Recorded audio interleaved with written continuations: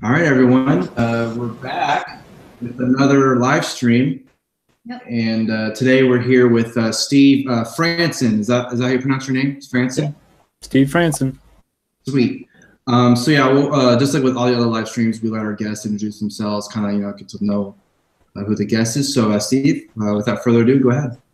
Sure. Yeah, my name's Steve Franssen. I'm an autodidact. I've learned a lot over the years, and so I have a strong point of view, and I've been talking about it online. I'm passionate about freedom, passionate about peaceful parenting, passionate about learning. I want to see good things happen for the world, and so I'm fighting and striving really hard to affect that. We'll see what happens. Society is in a very tumultuous place. So you can follow me at twitter.com/Stephen Franssen. I also make YouTube videos. Yeah, we have your links in the description, so anyone that wants to follow you or watch your YouTube videos, they'll definitely be able to check that out. Funny because some of the YouTube videos that I've watched years kind of remind me of like Stefan Molyneux, Jordan Peterson type of videos. Yeah. So maybe just Yeah. Yeah, I've been influenced by Molyneux a bunch, so I've consumed thousands of hours, and he's been a real help. So I appreciate what he does.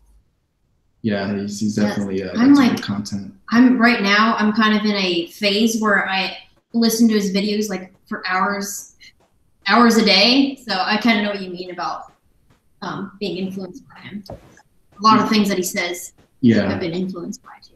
Yeah. So the first thing that I wanted to ask you about is that you've been recently banned from live streaming for how long exactly? Do you know? I don't know. I keep clicking through YouTube to try and find out. I click on all the different spots that I can, and I'm really not sure. It might be indefinite. I might just be banned from streaming. A lot of people that get banned from streaming, they get banned for 90 days. So I'm hoping it's just a 90-day ban, but my streams were on fire, and they were a great way for me to get engagement up and to get donations rolling in. So it puts a bit of a strain on me, and I'm really displeased with YouTube.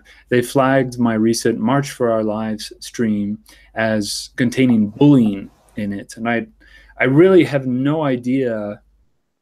They were saying I was advocating for bullying. I have no idea where that came from. I appealed it. The only thing I can think of is I was waving a gun around in the air a couple of times. I was waving my pistol around. I'm tempted to do it now, just grab it and wave it. It's just kind of fun. But there was no malintent, or I wasn't advocating for any violence. So I think YouTube is just letting me know, just putting a little pressure on me, letting me know I'm not flying under the radar anymore. So do you think it's because you showed a gun, they automatically assume that you want to kill somebody, right? Right. Yes. Yeah. So okay. So it's a possibly indefinite ban. Obviously, you're not the only one who's been banned from live streaming. Owen Benjamin has been banned. Several other people that I don't have been, but I know there's been other people who've been banned from live streaming. That's terrible because that's the way you engage with your audience. Yeah. So how do you feel could possibly be the best way to combat it? Like maybe go to another platform, or how have you worked around that? Well, I just had a kid like a little over a week ago, so I really haven't put too much thought into how I'm going to handle this. I know that Baked Alaska was banned from streaming. Oh yeah, that's right. Main channel, so I think I might do like a streaming channel. But streaming was a lot of energy, and I think that I'm going to just change and make video format sort of more focused around 4-minute to 5-minute videos, punchy with graphics and changes in the visuals. I think that I'm going to give that a shot. So I really enjoyed streaming, but it did take a lot of energy out of me, and I do have to sort of conserve my energy a bit more now that I have a kid. So was it mostly just you streaming, or have you had to get any guests or anything like that? Yeah, I had a few people wander on. It was good fun. Eric Luknit joined me for a couple. He's a guy in Sweden that I really appreciate.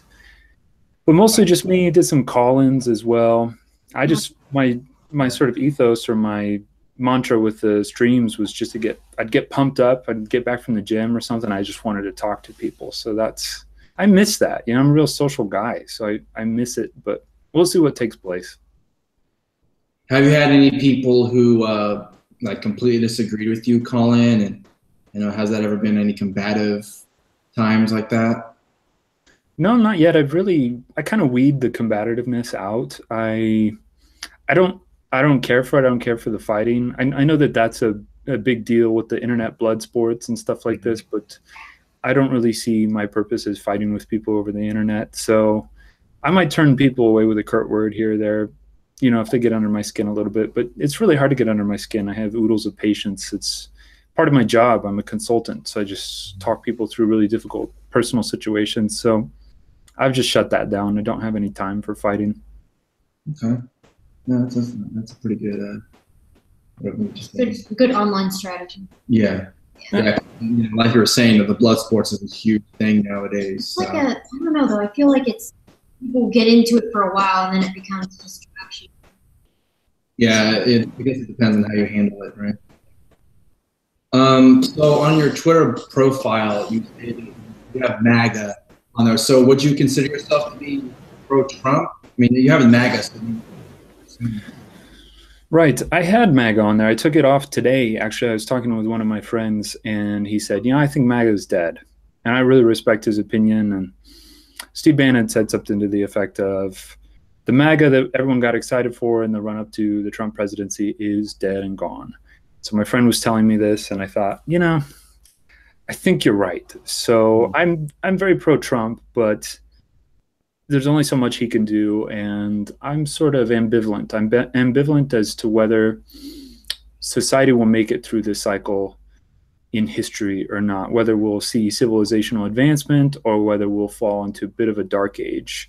The IQ around the world is just plummeting, and immigration is exploding, third world immigration to the first world. And so I don't know if Trump is going to be enough, or any sort of movement that he galvanized. And so I don't know where I want to put my focus other than being a great parent and continuing to talk about philosophy. So I kind of am ambivalent about political action right now. So start from the beginning in terms of your how you became pro-Trump. What was it about him exactly that made you go, I'm behind this guy 100%? Well, he was self-funded, and I love that. And he took the piss out of Megyn Kelly and out of what was her name? Rosie O'Donnell. I've forgotten her name. Yeah, so he took the piss out of these women. He's the hardest though, on Twitter, talking about how Trump's terrible and everything, and we're just like, who cares? Yeah, it's like he values your opinion at this point. Right. Yeah, he's just a fighter, and I really identify with that. One of my favorite people from history is General Patton, General George S. Patton, who was obviously a notable general in World War II. And Trump had that same sort of fighting spirit, and I really have always identified with that. So when I saw this guy, I thought, wow, he's got maybe 25% of the principles of Ron Paul and quadruple the balls of Ron Paul. So I think I can get behind a political candidate one more time. I thought he really broke the mold, and so in the same way that Ron Paul did. So I said, let me get out of this anarcho-capitalism. Let me jump into the political arena. So were you an anarcho-capitalist before? Like, would you consider yourself more of that before this, or? Yeah, I would say I was a voluntarist, anarcho-capitalist, and I've not forgotten the principles and the arguments, but I just think that every now and then you'll be really surprised. You got to be empirical, and something will change your mind. And so I've really supported Trump and the whole MAGA thing. But I know that government is it's the instrument of evil. It's the institution of evil. Taxation is theft. It's never left my mind. But I'm willing to just I'm willing to sit with my own sort of distaste to be able to just see what happens. What can we get politically? How can we defeat the communists and the Democrats that are trying to destroy the West? So what was the moment exactly about, because I know you're talking about the fighting spirit of Trump and his whole Rosie O'Donnell thing, but was it like a specific moment that made you go, okay, Trump not only could he be president, but he could actually get things done in terms of policy, and stuff like that. Right. As far as when I really loved him, he said something on the phone to Fox News, something like, she's bleeding from her, I don't know what. Yeah. Referring to Megyn Kelly. And I thought, oh my gosh, this is just This is so wild. I gotta jump on this. And then as far as him actually getting something done, I've always been really skeptical of that. I figured he would get a Supreme Court justice that was conservative or somewhat conservative, but it was more of a let's not let Hillary Clinton have nuclear codes sort of thing. And we'll just see if Trump just sits on his butt and golfs a bunch. I mean, that's a whole lot less bad than Obama. So, but I've been happy to see him do the things he has done. I mean, he got tax cuts. That's something. He got the Supreme Court nomination. That's something. He didn't start any new wars. That's something. He's sort of playing around with one right now in Syria, but I think everything's going to be okay there. So, I'd give him a B minus, a C plus. Okay, yeah, for being pro-Trump, that's pretty. What would you say? Pretty. I guess I don't know unbiased, but that's a good middle ground way of looking at it, because being pro-Trump, but then A plus, he's doing everything perfect, so that's a pretty good way of looking at it. Yeah. Right. I love him as a person. I give his personality, other than his divorces, I give his personality an A plus. But yeah, as a president, he's got to swing for the fences with immigration, and if he hits a home run there, he's the greatest president of all time. And if he bogs us down in another war and gets impeached, then like that's it. The empire's over. The next person they get in is a Democrat who will run the country over with Muslims, and it'll be a nightmare. So we'll see. It's all or nothing times. Yeah, the way I look at it is, there's some things that you can tell. Maybe I don't know. Maybe you can't tell, but there's some things that, like with Trump and like with the Syria thing that you've mentioned. Doing the missile strikes and all that, just toying with the fact, let's start another war in the Middle East because we need another one, right? And, I was joking, obviously, but, we need another one. And you can kind of, because he said before, I want to get out of Syria, but then the next week or so, he's doing these strikes because John Bolton comes in, and that doesn't help anything. Yeah. That doesn't help matters any. So you can kind of tell there's some like weaseling in with his policies, because before, talking about we're wasting all this money over there, and Bush lied us into wars, and Obama lied us into more wars, like with Libya and Yemen and all that, all that bullshit.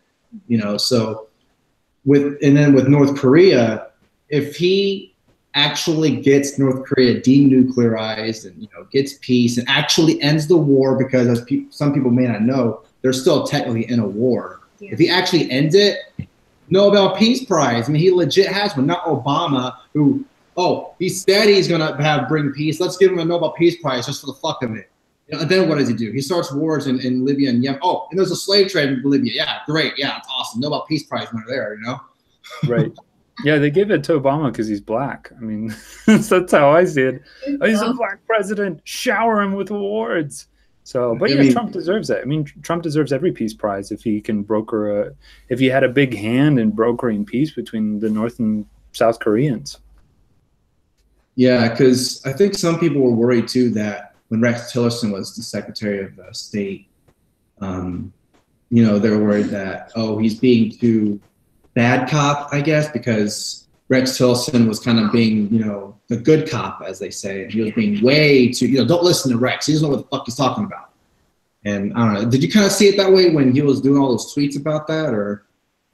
I thought Rex Tillerson was kind of a grump and didn't want to play ball with Trump and wanted to sort of boomerize things and smooth things over from his point of view, rather than be Donald Trump's hand in the situation. So I don't know what he's going to do in terms of getting people that actually follow his policies and his agendas.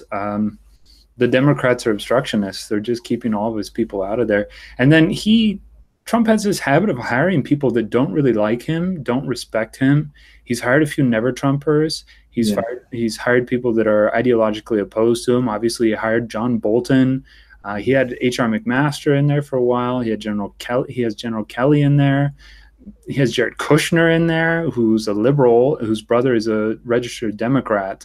So I see it as a wasted opportunity. There's an opportunity cost here. If he's spending all this time empowering people that aren't really going to get the wheels moving in his direction, it's kind of a misspent presidency from that perspective. He has accomplished things, and I don't want to take that away from him. I have a nuanced view, but gosh, swing for the fences, get some real people in there. The way the demographics are tilted, you don't know if the Democrats are going to win the next presidential election or not, just based on having the votes. So that's I'm not Trump, so I don't know what, he knows better than I do in some ways. He's a higher IQ, more well-positioned guy, but that's my point of view. Do you think maybe he's doing all those hirings to make him look better? Because, hey, this guy doesn't know what he's talking about. I know what I'm doing. Do you think maybe there's some kind of 4D chess, as they say, kind of, the way, he's hiring John Bolton. Oh, another warmonger. Okay. But I don't want war, so it's going to make me look good. Do you think maybe there's something to that? Well, Trump has vanity. You can tell that by his penthouse. There's just gold everywhere. And he chooses trophy wives instead of wives that will stick around for a few decades. Hopefully Melania is different. He seems to really care what the New York Times thinks about him. He seems to really care what Goldman Sachs thinks about him.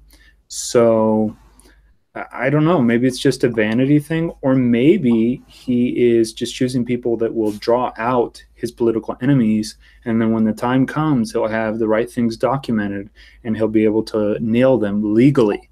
That is my sincere hope. My sincere hope is he has one sort of huge fell swoop in the last year or two of his first term that will clear out a lot of his domestic enemies and set the stage for him to get reelected. That's my sincere hope. And that's Sun Tzu, that's Art of War. That's in keeping with his personality. So I still have a lot of hope, but I wouldn't put it past him to have some vanity. So I'm sure you've heard about the DNC suing, the Russian government and the Trump and the administration, and because we lost the election, so we have to find some reason. So they're suing because they can't find anything. What do you think about that whole monstrosity about all the Russian collusion and all that? Yeah, it's one last desperation act, and it's silly. It's really silly, and it lets Trump or his people or his side of the aisle countersue. And it's kind of like poking a hornet's nest. I think the Democrats think they have more power than they actually do at this point. McCabe is in hot water, deep shit. We got James Comey. He's going to be in hot water, deep shit. So it's looking good. I think it was a major, major blunder by the DNC. If the DNC really, really cared about holding on to power, instead of having this collapse that they're having, they would have not filed this lawsuit, and they would have really just worked the swing states.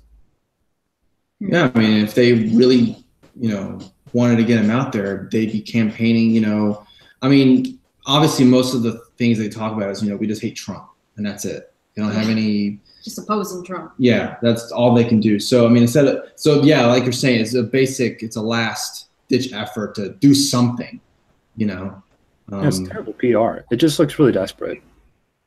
Yeah, it is. It's going to help his campaign. Yeah, if he wins re-election, don't be surprised because you're acting like babies. Right.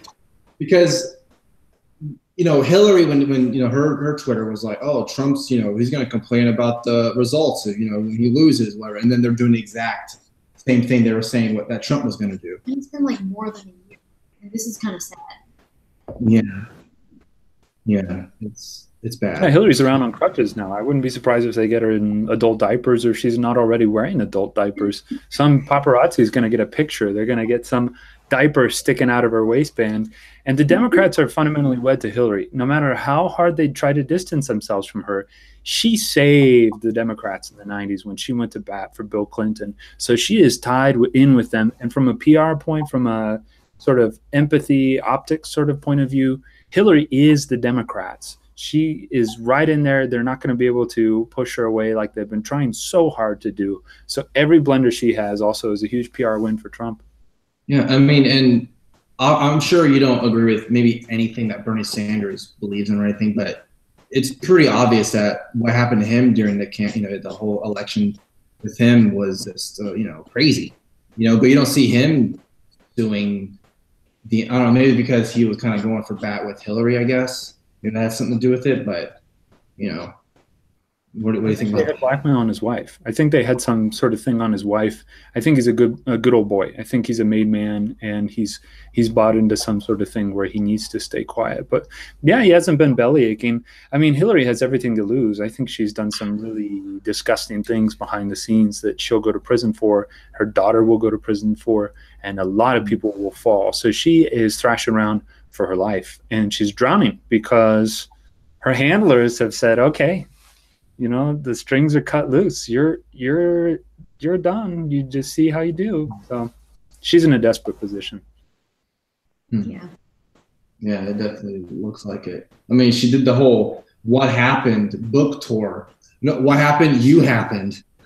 I mean, you're like the worst, one of the worst, maybe the worst presidential candidate ever. And she was this close from winning. Crazy. I thought she was gonna win. Well, yeah, basically everybody thought that she was going to win, except for the big time, Trump supporters. But other than that, all the news organizations, New York Times, 98% chance of winning or whatever it was. And then as the election went on, That's how I got, or how they call it, like red pill. After that, I was like, wow, nobody's doing it. yeah, it's a lot of red pill happening during that time for sure.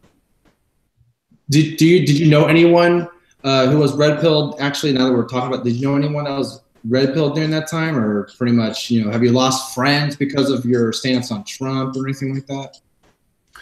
I've been red pilled for forever now, and so everyone that I associated with was just like, oh, these are the arguments for Trump, these are the arguments for political action. Makes sense. And a lot of people that I knew bet money on Trump, and because there's the rationale also, what is money good for if Hillary Clinton becomes president? You may as well just bet a bunch of money. If you lose money and Hillary Clinton is president, it doesn't matter anyway, because there are going to be race wars within 10 years.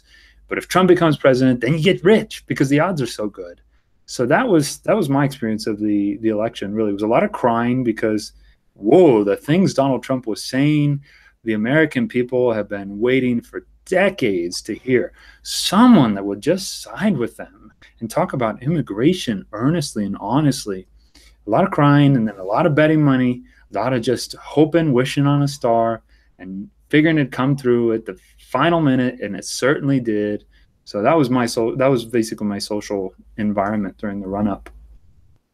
Yeah, a lot of fun. I mean, the what? It was a lot of fun. Oh yeah. Yeah. I remember when the election was happening and it was like getting closer to him winning. I was like, I can't believe this is actually happening. Like, Donald Trump's actually going to become the guy who was an apprentice is going to become president. It's crazy. It's fucking crazy. I couldn't believe it. That's America. That's real America. Yeah, it wasn't just another, politics. It was another Clinton. It wasn't another Bush. Oh, here we go again. Yeah, all the same things. So it was like, say what you will about, what he's, all the, like you're saying, is all the past stuff, whatever. I don't know. The only thing that's kind of disappointed me about him is the Syria thing, because I really wished he would have been harder on that. Yeah, I mean, there were some people who were saying, it's not gonna get that way. I mean, I didn't think it was gonna be like World War III starting, but it's not gonna help things. It's just gonna make it worse. Because it's already bad over there, right? Right. Yeah, I have a sort of ambivalent view on what happened in Syria. I don't like it. I don't like military action. Obviously, from a principled standpoint, I think it's horrific, and I think we should bring all the troops home. We should close all the overseas bases.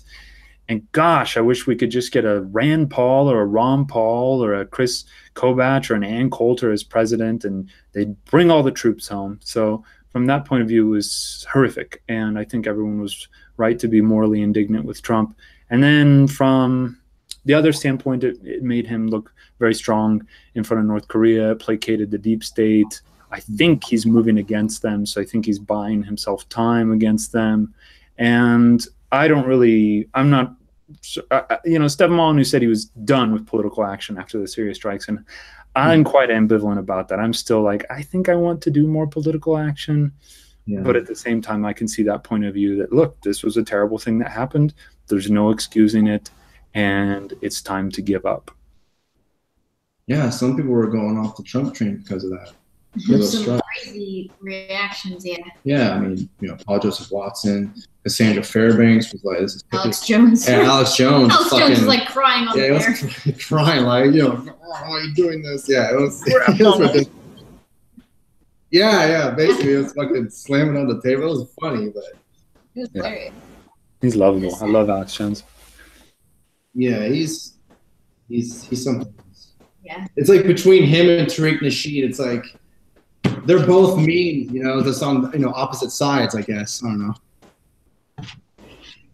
So, did you want to ask him about the peaceful parenting, or? Oh yeah, because I mean, you just had your first child, right? Yeah, that's right. And I know that you're you're familiar with Stefan Molyneux's views on peaceful parenting. Mm-hmm. What's your views on how you're going to raise your child, like according to that? All right. Well, my standard is that I won't disrupt the natural learning and growing process of my child, and that basically allows me to fill all their needs. They have a need for learning, they have a need for sustenance, they have a need for love, they have a need for safety, security, they have social needs to socialize, a few other things. And if I don't disrupt their learning and growing process, if I just sort of witness and encourage and support and love as they go through the things they need to go through, not stopping them, not slowing them down, not lying to them, not rationalizing my own discomfort and at any point in order to sort of gloss over their experiences, then I'll have done a great job as a parent, and better than I think it's ever been done. Those are the standards. Those are the standards that I operate with. I don't know what Molyneux's standards are exactly. He has talked about the maleffects of spanking, of timeouts, isolation, these sorts of things. He's really talked about the things you don't want to do, and I'm certainly in agreement with all that. And I think if you don't do the things you're not supposed to do, then you're not going to damage your child in any real way. And then he talks about you want it set up so that your kid wants to be with you, wants to socialize with you, wants to be around you when they're an adult. And I think that's a damn fine standard. But I think some people could sort of use that and manipulate their children in a certain way and make their children dependent. I don't want that. I don't like when people are dependent on me. My job is to get people independent of me, get them thinking for themselves. I'm sure Molyneux agrees with me on that. And that's really the way you want to parent. So I think another thing that's really underspoken about peaceful parenting is that you want to impart skills that will allow your child to be economically viable as an adult. A lot of people think, well, my kid's into dragons, and my kid's he's 17, he's into Dungeons and Dragons, and looking at the computer, and managing discomfort. It's like you got to give the kid some skills. I mean, you don't want to override their personality and say, you're going to be a doctor. You don't want to be like a tiger mom. You're my doctor. But you want to give them skills so that they can be self-supporting and self-sufficient as soon as they're ready, because kids want to be independent. Kids don't need their parents around all that much past age 8, age 10. So that's what I see my job as a parent, is to really be loving, not screw them up, not disrupt their learning process, and give them the best nutrients that they can possibly get to grow in.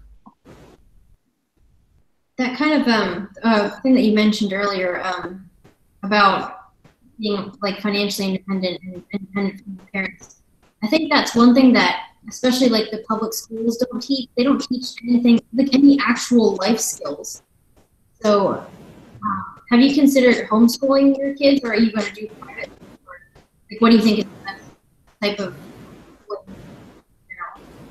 Well, there are a lot of homeschooling associations popping up around the world, around the United States in particular. And so I would, if there wasn't one in my area, I'm going to move to Montana here in about 5 weeks or so, 5-6 weeks. I bought a house up there. When we're in Montana, if there's a homeschooling association around, then we'll certainly be members of that. We'll be involved in that. But if there doesn't exist one, then I'll make one. I'll start one. So I'm all for homeschooling.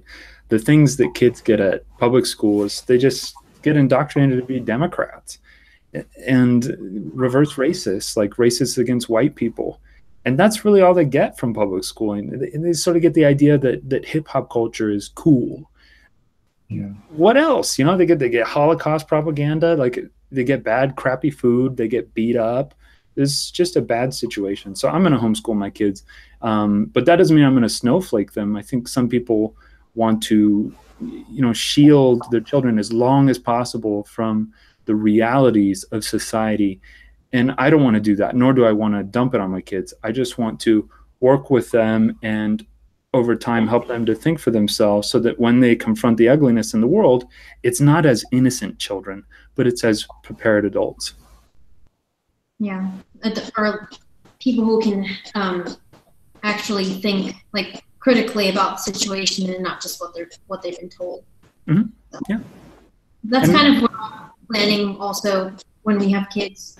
Because especially after watching Stefan Molyneux, because before, I mean, a lot of people will say, like, if you can't thank your kids, then what else are you supposed to do when it gets really bad? Because nobody knows really what to do. And then public school is just kind of like a given, you know. So that's how I was raised, but I feel like there's a better way to do it. Yeah, public school teaches you about the Pythagorean theorem. I was always, I don't know, like when I was in public school, I was always the one person who didn't like agree with everything that they were saying, and I felt awkward. Yeah. So. Yeah, they teach you like stuff that you're not gonna ever use again. Yeah, they don't teach you like financial things. They don't teach you anything that's. Yeah, I mean, like, you know, like what was it like when you said, because you said you recently bought a house. What was that like? Like, how was that experience? Well, it involved massive amounts of research and coordinating. I probably, over a 10-month period that I worked it on, I wanted to get the right situation. I have extremely high standards, and I always get what I want because I work really damn hard. And so it took me about 10 months. It took me about, I'd say, 60 hours on the phone with real estate agents over that span. I researched about, I'd say I looked at house listings about 5 hours a day, every single day for 10 months. And every now and then my wife could convince me to take a break. I was totally driven, but I hit a home run. I am under contract for the house of my dreams. And none of this was taught to me in public school. None of this striving, sitting with extreme discomfort and ambivalence, weighing out options, deferral of gratification over months, talking to people and getting an understanding of their profession so that you can start to internalize some of the things they do so that you can handle it yourself and not rely on others so much. None of this. I didn't learn any of this. I learned how to fill out worksheets and how to be afraid of people younger than me and how to loathe people or be afraid of people that were older than me and loathe people that were younger than me. Yeah. That kind of was it, you know, and then it was a lot of dread too. Like, you never want to go to school. When you go to public school, you just feel a lot of dread. Like, oh God, I have to go again. Oh, thank God, it's Friday. Yeah, it's like prison. Yeah. Monday through Friday prison, basically. Mm-hmm. Yeah. I was going to say something and I forgot. Sorry. It's a lot of fun to just get into another person's world. And I did that with real estate. Now, I know real estate really well in the Western United States. I can look at a property and I can peg its value within $20,000. And I don't know what I'll use that skill for, but, you know, just to get totally immersed in something. In my early 20s, I read so many of the classics. Don Quixote, Dante's Inferno, you know, all these different books, and I just would burrow down into them and get totally immersed. I didn't learn that in public school. I learned how to be bored in public school. So public school is an anathema. It's just a poison. It destroys critical thinking. What are your views about college then? Because I mean, a lot of it now seems kind of pointless unless you're going for, I don't know, maybe like a medical degree or something really specialized. And a lot of people just go because they think they have to. Like my sister, for example, just went, and now she's realizing that she doesn't even need to go. So what are your views on college nowadays? Well, a college degree is relatively useless. I think there's some prestige factor, maybe if you can network your way in and get into a great college and, you know, a well-renowned college and network and then get in with a good old boys network or something like this, get a job after college, and then that can be of some use. You're going to be pulled to the cities anyway. Governments are large, or universities are largely government funded. So they are sort of hubs. So you're going to have to go to a hub, and you're going to get a lot of leftist indoctrination. And then also there's a lot of perversion in university. There's a lot of like people who went through public school, and now they have all their hormones, and they have their bodies, and they can consent. And so a lot of people make a lot of sexual mistakes in college that do a lot of damage to them for a lot of years. So I'm extremely wary of college. I went to college for 5 years. I got a master's degree and a bachelor's, and I basically just tuned out the whole time. And I still got scathed. You know, I didn't come out unscathed. I had to undo some things that I took on during those years. A lot of people go into it rather unconsciously and suffer all the worse for it. So I'm really not for college. I think that if you do some specialized degree or you get in with some good old boy network, then it could be of some potential use to you. Otherwise, don't do it. Don't get a liberal arts degree. Don't sign a FAFSA and get the $13,000 a year, whatever it is. Don't do it. It's not worth it. I think it's phasing out, to be honest. I think it was useful maybe back in the day, like maybe my parents' time. But I feel like nowadays, especially like with the inflated costs in college, I feel like it's going to not be as important for getting a job. Especially, I mean, like most of the people who I work with don't have a degree in the job that we're doing. So yeah, it's really expensive. Yeah. But I think it's probably going to be phasing out. I mean, it has to collapse eventually. Yeah. The amount of money that they put in there. Yeah. So, like with college, kind of being indoctrinated with, I guess, leftist, ideas or whatever you want to call it, and just the whole world in general, just being this culture war, I guess you want to call it that. We're starting at the universities, yeah, or in my opinion, seems like it. Yeah. So, and have you seen it personally, or maybe just kind of like on social media? On social media, of course, but like you personally, have you seen any type of like culture war that the way that you live is completely different from someone else, but they want to force it on this, other people or whatever? Have you ever seen anything like that in real life? Yeah. Do you mean as far as SJWs sort of acting like the moral high ground or something like this? Yeah. Well, I've seen like being a slut lionized and praised, and when I was in college, you wanted to party with the black kids. You wanted to get drunk and you wanted to party with the black kids because then you would score. Then you'd have sex. The football players and the black kids. Like then you'd get girls. That was the big pressure. And the girls also felt a tremendous pressure to dress wearing nothing basically and go to these huge parties, massive house parties. And it was unbelievable. It was a little town that I went to college in, but and then we go to the big city and there'd be the same parties. And so I think this was a lot of the culture. When I went to college from 2004 to 2009 roughly, and I can't imagine that it's gotten any better. After I left college, then third wave feminism hit. Like my last year college, third wave feminism was really starting to hit, where having sex as a female is totally empowering. You want to try to rack up, you want to be like Amy Schumer, basically. I think that's starting to die off now. But that certainly lasted a good 7-8 years. Yeah, because I remember Amy Schumer, like you mentioned her, she was on Opie and Anthony saying those. She was? Yeah, she was she was a frequent guest on Opie and Anthony, being one of the guys, as they say. I never knew that. Yeah, so yeah, now the way she is now, it's like completely different. It's so weird how people change. Like we were saying, like third wave feminism hit around 2009. Yeah, crazy. I'm just glad that I'm not in college right now. Yeah, I mean, it's a meme now, because when you get out of college and you survive without becoming a left winger or a liberal or whatever, a liberal, I guess, is more appropriate. That's basically a meme. Yeah. Totally agree. Yeah. Yeah. Oh man, it's a crazy world that how much it's changed since so in your opinion, why would you think that all that started? Like what in your opinion, why did that all start? Like, how did it stick? Yeah. Well, sex as empowerment is a big deal. Women can get men to, if they use their sex, they can get men to do what they want. And so when you have professors that are really interested in corrupting people, because the only way professors can continue their continued existence as these huge finance sucking parasites that they are, is to corrupt the youth.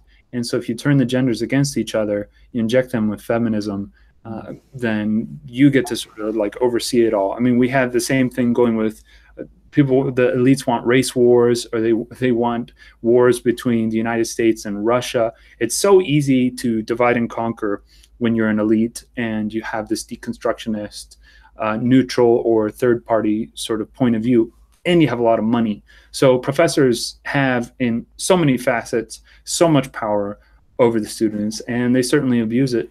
And who's surprised? It's largely government institutions. It's just funny because, especially when like you're a college student or you're younger, you don't really think about that. So then you just take their word for it. And then, but after hearing all this, it all makes sense, you know? Mm-hmm. Yeah, I mean, professors and psychologists, they masquerade as moral authorities in our society.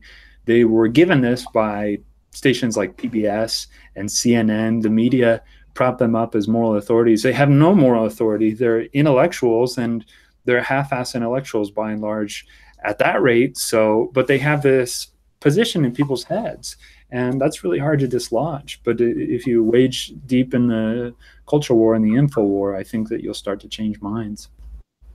Yeah, I'm kind of trying to do that with my sister right now because, well, she's probably actually going to drop out of college and start doing something that's more towards her career. But she said that a lot of her professors were kind of like talking about things that didn't have anything to do with it. And it more had to do with like that kind of thing, like indoctrination. So that she kind of came to that realization that this is kind of a waste of money. So. Right. Well, I hope she breaks out of the matrix. I mean, the more the merrier.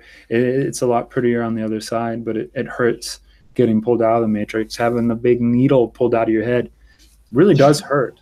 But I think it's so worth it. Every person that is saved, like, society is kind of going to go one way or the other, and that's that we'll either enter a golden age, the borders will all be shut down, and the first world will sort of recuperate its thrust, or it'll flip the other way, and the third world will overwhelm the first world, and then we'll have pandemonium, and we'll have a return to savagery. And so, like, either way, like, if you go the great way, then having someone plugged out of the matrix is like, yes, we get to have just so much more joy. And then if the person is pulled out of the matrix and society goes the bad way, then it's one more ally. It's one more person to help you be fortified socially, economically, and potentially physically, if, you know, depending on how things turn. Yeah, they get to know Kung Fu, right? Yeah. I guess kind of as a last question to this interview, in regards to what you just said, do you think we're more going towards it's going to turn out badly in the next 10, 15 years, or do you think that things will turn around based on what your experience is? I really don't know. You know, I just put out that video today that I was saying Salt Lake City is getting really multiculturally enriched, and war always comes out of multiculturalism. So I want to see Trump do a lot more with immigration. Immigration is the bottom line. At this point, if I were to put a, you know, Trump running for president style bet, I would say it's going to turn bad. I would say, thank goodness we got Trump in there, because it's going to be a softer landing than had Hillary gotten in there. Right now, I'm a little down on civilization's chances. You know, you'd ask me again next week, and I might give you a different answer. Regardless of what happens, I'm going to fight like hell, and I encourage everyone to fight like hell, because every inch of ground that you gain, no matter how it goes, you'll either be extremely prosperous, or you'll be extremely well fortified, and either of those will serve you well. So, but I'm a little I don't know. I don't think we're gonna quite pull through. That's how I've been the last 5-6 days. Some people that I respect say it's going to be different. Some people say an energy is shifting, and maybe it's a good energy shift. And so I don't know, but that's how I am right now. Ask me again in a week, ask me again in a month, I might give you a different answer. So what's your chances of Trump winning re-election, like percentage-wise, do you think?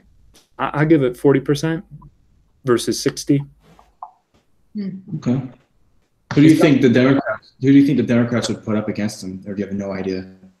I'm not sure who they'll put against him. They'll put the whole media machine against him, and they'll certainly put big data and social media against him. You know, the Zuckerbergs of the world are not going to let the 2016 election happen again.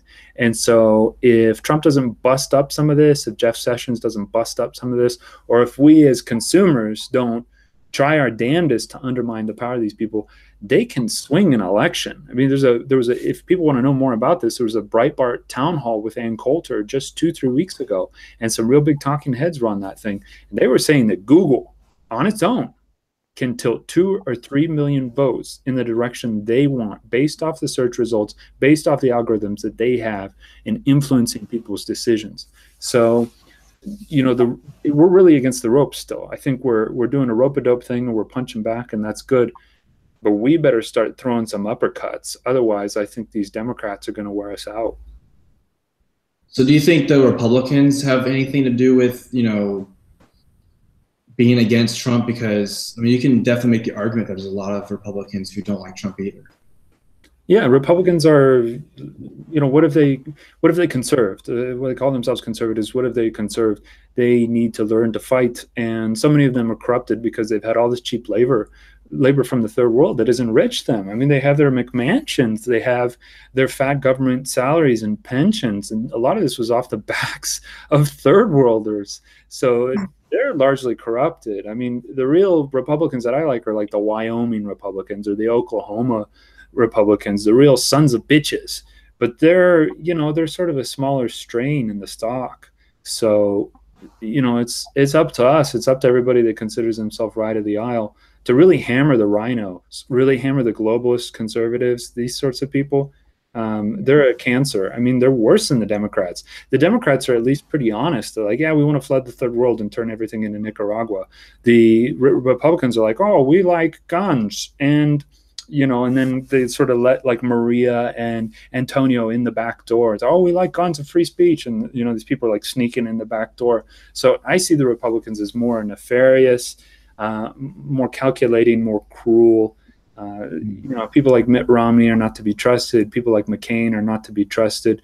But to convey that to the masses and to convince enough people to be galvanized against them is a hell of a task. Yeah, I know Bill Burr made a joke about that. I like Republicans more because I know they don't like me. Yeah. These are not lying, right? Yeah, Democrats are like, no, I love you. And then, you know, then they turn around and stab you in the back, whatever. Yeah. Yeah. Basically. So, what do you think now? Good? Yeah. Yeah. So, yeah, Steve, thank you so much for having a little discussion with us. Really appreciate it. And we'll have to do this again. If you want to plug your stuff again, go on ahead. Sure, yeah, twitter.com/Steve Franssen. That's why I'm causing all the trouble. I think I've been shadow banned a little bit lately. I was getting good engagement, and then who hasn't been shadow banned, am I right? You know, yeah, totally. So I'm an enemy of the establishment, but I'm a philosopher, man. I'm looking to make people as happy and self-knowledgeable as possible, but somehow that makes me an enemy to the establishment. It is what it is, but I embrace the role. We have to win. We have to push civilization through. I don't want to be picking up the bones of people off battlegrounds and stuff like this. I want to make it through. I want to go up to the stars. I want to explore space. I want to have a grand old time. That's my deal. So if you guys are into that, you know where to find me. Awesome. Well, I guess that's it, right? Yep. All right. Well, have a good Saturday night, everyone. All right. Thanks for joining us. Yeah, thanks, Steve. Appreciate it. All right. Bye, everyone.